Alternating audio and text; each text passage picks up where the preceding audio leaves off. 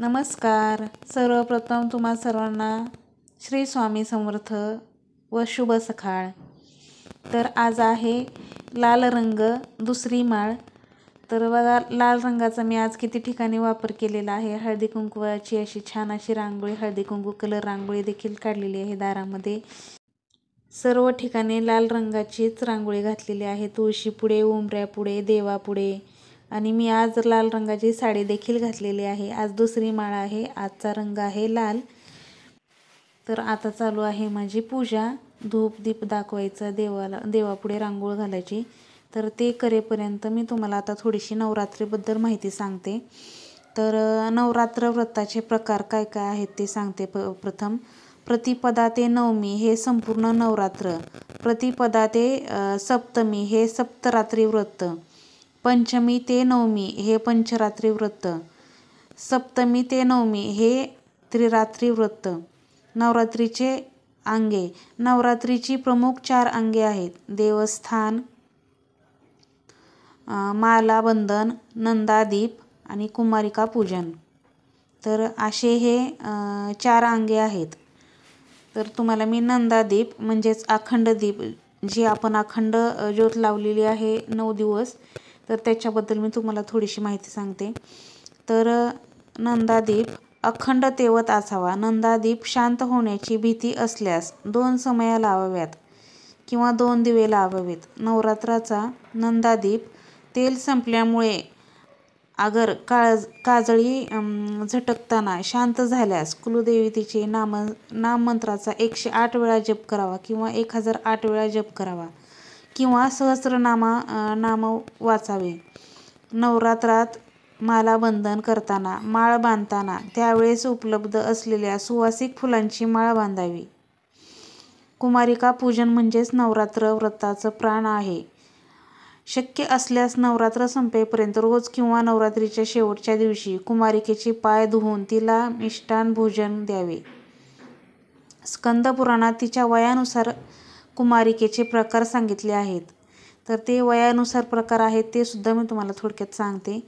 2 वर्षाची कुमारिका, 3 वर्षाची कुमारिका त्रिमूर्तिनी, 4 वर्षाची कल्याणी, 5 वर्षाची रोहिणी, 6 वर्षाची काली, 7 वर्षाची चंडिका, 8 वर्षाची शांभवी, 9 वर्षाची दुर्गा, 10 वर्षाची सुभद्रा.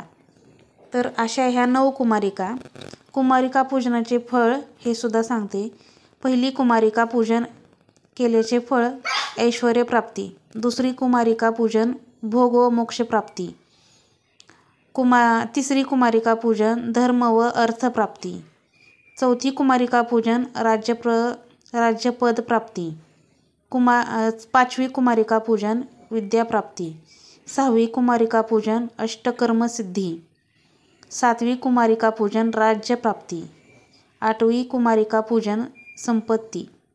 9वी कुमारिका पूजन पृथ्वीचे राज्य मिळते. तसेच नवरात्रात सप्तशती पाठाचे विशेष महत्त्व हे सुद्धा मी तुम्हाला सांगणार आहे. सप्तशतीच्या मंत्रातील एक एक अक्षर म्हणजे अग्निसमान आहे.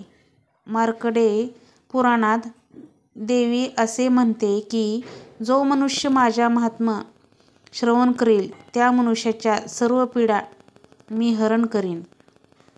दुःख, स्वप्न, उग्र अशा ग्रहपीडा प्राप्त असता सप्तशती पाठ केल्याने त्या दूर होतील असे देवी महात्म्यात सांगते.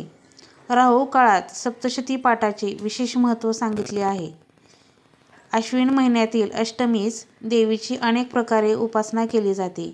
तसेच त्या दिवशी मध्यरात्री भद्रकालीची उत्पत्ती म्हणून या तिथीस महाअष्टमी म्हणतात.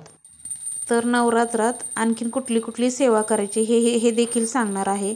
तर दुर्गा स्तोत्र, महालक्ष्मी अष्टक, कनकधारा स्तोत्र, रामरक्षा, श्रीसूक्त, शूलिनी दुर्गा सुखमी स्तोत्र इत्यादी स्तोत्राचे यथाशक्ती पठण करावे. आणि काही नियम आहेत ते नियम पाळावे. पुरुषांनी दाढी कटिंग करू नये ह्या दिवसात. सर्वांनीच गादीवर पलंगावर झोपू नये. सात्विक जेवण जेवावे. सात्विक आहार घ्यावा. नवरात्रात नियमाचे पालन जेवढे अधिक तेवढा भक्तिभाव अधिक, तर तेवढाच भक्तिभाव अधिक दृढ होतो. तर ही होती थोडीशी नवरात्रीबद्दलची माहिती. मी ती तुमच्यापर्यंत पोचवली. कशी वाटली हेही मला कमेंटमध्ये सांगा. असेच नवीन नवीन व्हिडिओ आणि नवीन नवीन माहिती पाहण्यासाठी स्वामी भक्त परिवार या चॅनलला सबस्क्राईब करा. तर ही होती थोडीशी माहिती नवरात्राबद्दल.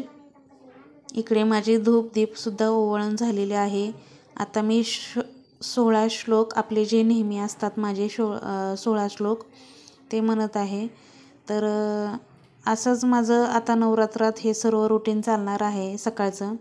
तर हे माझे श्लोक चालू आहेत. नित्य श्लोक असतात हे. सकाळी पूजा झाल्यानंतर, आरती झाल्यानंतर हे श्लोक मी म्हणत असते.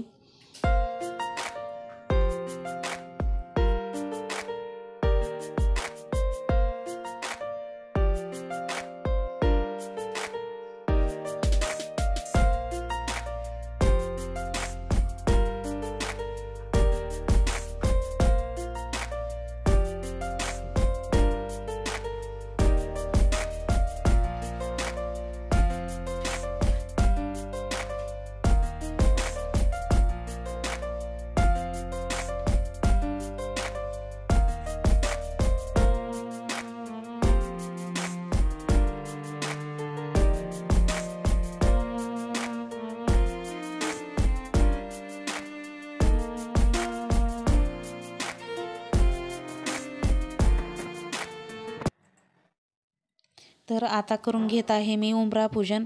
तर ह्या 10 दिवसामध्ये नवरात्रात उंबरा पूजन करण्याचे खूप महत्त्व आहे. दररोजचं उंबरा पूजन करायचं. दारामध्ये दिवे लावायचे. आपलं दार आणि आपलं उंबरा इतका छान सुंदर दिसला पाहिजे की खूपच आपले मंदिरं बघा आता ह्या दिवसात किती छान सजवलेले असतात. तसं आपलं घर, आपलं दार खूप छान असं सजवलेलं असावं. उंबऱ्याची पूजा दररोजचं नित्यनेमाने करावे. उंबरा पुसून, दार पुसून, रांगोळ्या काढाव्या सगळीकडे, दिवे लावावे, तुळशीला देखील दिवा. हे सर्व ह्या असं तर दररोजचं आपल्याला ही नित्य कामं करायचीच असतात. पण ह्या 10 दिवसात न चुकता ह्या आठवणीनं, आता प्रत्येकाला जमतं असं नाही दररोजचं, पण ह्या नवरात्रात तरी करा. तर प्रत्येक स्त्रियांना जमतं असं नसतं. काही काही स्त्रिया जॉब करतात त्याच्यामुळं नित्य दररोजचं त्यांना होत नाही. पण ह्या नवरात्रामध्ये तरी केलेलं खूप त्याचं फळ आहे. अखंड लक्ष्मी प्राप्तीसाठी सुद्धा हे नियम हे सर्व पाळणं खूप गरजेचं आहे. दररोजचं नित्यनेमाने दारामध्ये दिवा पाहिजे. दारामध्ये छान अशी छोटीशी रांगोळी काढली पाहिजे. तर हे अखंड लक्ष्मी प्राप्तीसाठी सुद्धा हे करणं खूप गरजेचं आहे. आता बघा बऱ्याच जणांची आशा होतात, इतके कमवणारे असतात घरामध्ये पण पैसा टिकत नाही किंवा खूप काही ह्यांना हे असतं, प्रॉब्लेम असतात. तर त्यांना मी जरूर एक गोष्ट सांगेन, तुम्ही एवढे नोकऱ्या करता, जॉब करता, पण तुमची दारं स्वच्छ ठेवत जा. तुम्ही तुमची घरं स्वच्छ ठेवत जा. दारामध्ये छोटीशी तर रांगोळी काढणं खूप गरजेचं आहे. तर ज्या बायका जॉबला जातात त्यांना जमत नाही, पण छोटीशी दारामध्ये पावलं काढायला काही हरकत नाही. दारं स्वच्छ. तर पूर्वी बघा असं म्हणसुद्धा होतं, असे म्हणायचे की बघा ज्याचं दार सुंदर असतं त्याचं घर किती सुंदर असेल, असं वेगळ्या भाषेत काहीतरी म्हणतात, पण मी माझ्या ह्याच्यात सांगितलं. तर दारावरूनच आपल्या घराचं वर्णन केलं जातं. दार स्वच्छ असेल तर घरसुद्धा किती स्वच्छ असेल असं म्हणतात. तर नेहमी दार बंद करून ठेवणं, दार स्वच्छ न ठेवणं, झाडायचं नाही, पुसायचं नाही. तर असे प्रॉब्लेम येतात, त्यांना बरेच प्रॉब्लेम फेस करावे लागतात. तर त्याच्यासाठी आपल्या दार दररोजचं स्वच्छ पुसलं पाहिजे. दारामध्ये छान अशी छोटीशी रांगोळी काढली पाहिजे. दार संध्याकाळी 20 ते 25 मिनटं तरी कमीत कमी उघडं ठेवलं पाहिजे.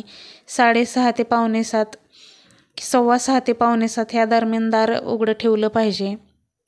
तर असे काही नियम आहेत लक्ष्मीप्राप्तीसाठी. तर हेही केल्याने एवढं सेवा केल्यावर सुद्धा बघा तुम्ही किती रिझल्ट येतोय. हे मी नेहमी करते आणि मला ह्याचे खूप रिझल्ट आणि खूप ह्याचे फायदे झालेले आहेत. तर म्हणूनच मी हे माझ्या व्हिडिओमध्ये नेहमी सांगत असते सर्वांना, माझ्या सर्व मैत्रिणींना. आता प्रत्येकजण बघून करतंय असंच नाही, पण मी सर्वांना जरूर सांगेल की करत जा हे.